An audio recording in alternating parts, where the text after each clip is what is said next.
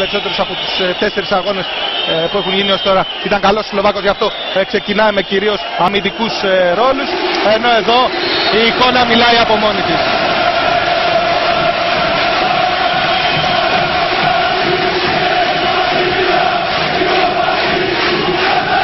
Νομίζω ότι δεν χρειάζονται περισσότερα σχόλια. Η εικόνα που είδαμε μιλάει από μόνη της, ακόμα πέφτουν χαρτάκια.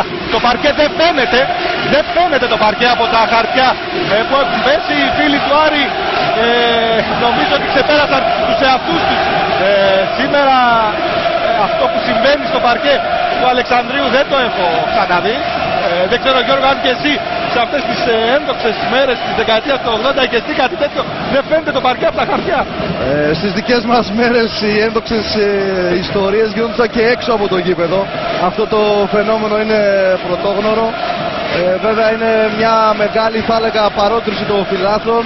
Θέλουν πάρα πολύ να ξανάρθει η ομάδα στην Ευρωλίγκα και προσπαθούν με κάθε τρόπο να την σμπρώξουν. Εδώ προσπαθούν να προφυλαχθούν οι παίκτες παραλίγο να καλύψουν και αυτούς τα χαρτιά. Νομίζω εδώ η εικόνα μιλάει από μόνη της, πραγματικά ένα απίστευτο θέαμα. Οι οπαδοί του Άρη που θυμίζονται για την καλή οργάνωσή τους.